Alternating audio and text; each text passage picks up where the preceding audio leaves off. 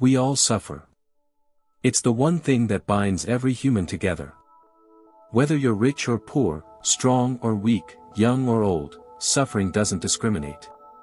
It visits us in silence, through heartbreak, loss, failure, betrayal, and even in the long, empty nights when our own thoughts become our enemies.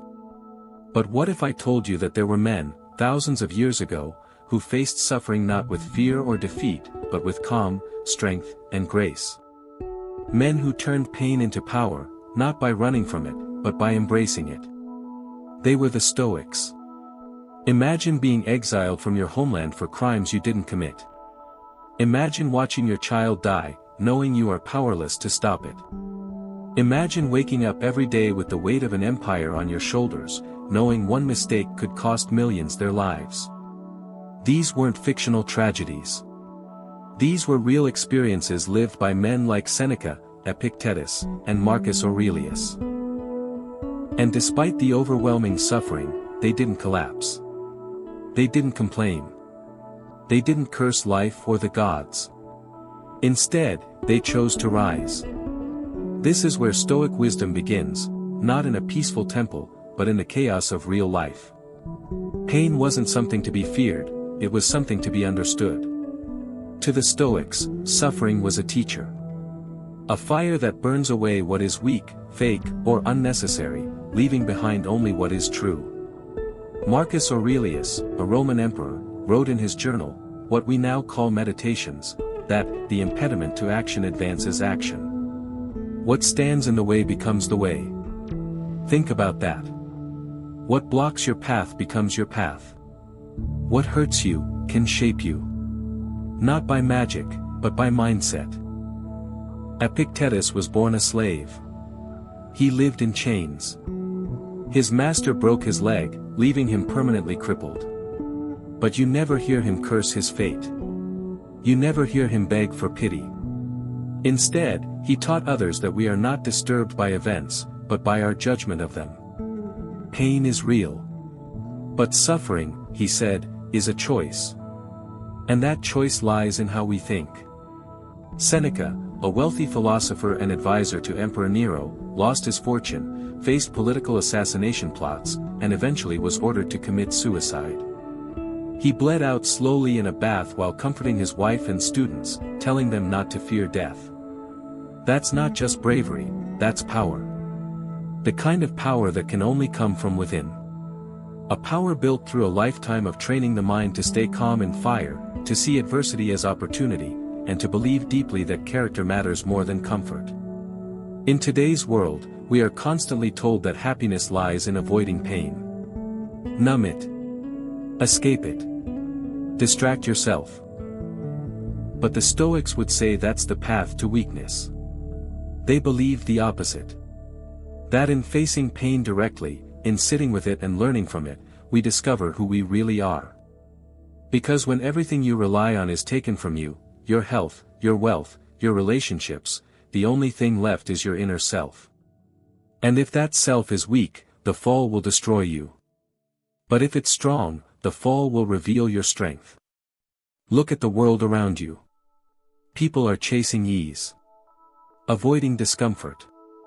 Running from anything that hurts. But growth doesn't live in comfort. It lives in hardship. In heartbreak. In rejection. In failure. That's where you become something more. Something real. The Stoics weren't superhuman, they felt pain just like us. But they didn't let pain define them. They defined themselves by how they responded to it.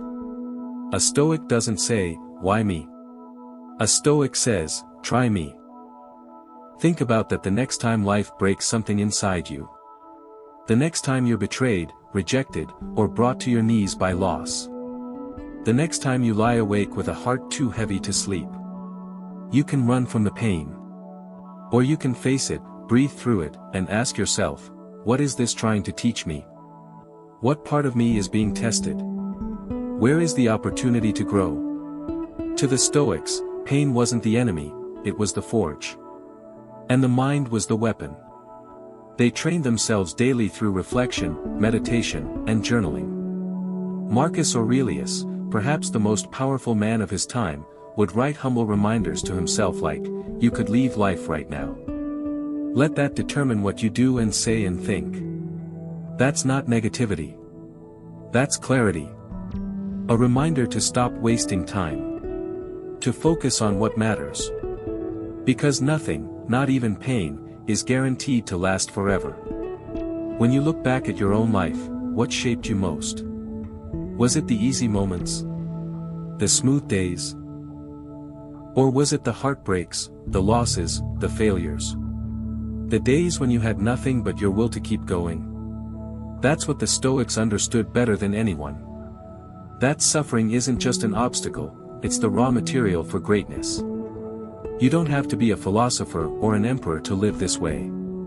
Every person alive can apply Stoic wisdom. The next time you're cut down by life, ask, what would a Stoic do?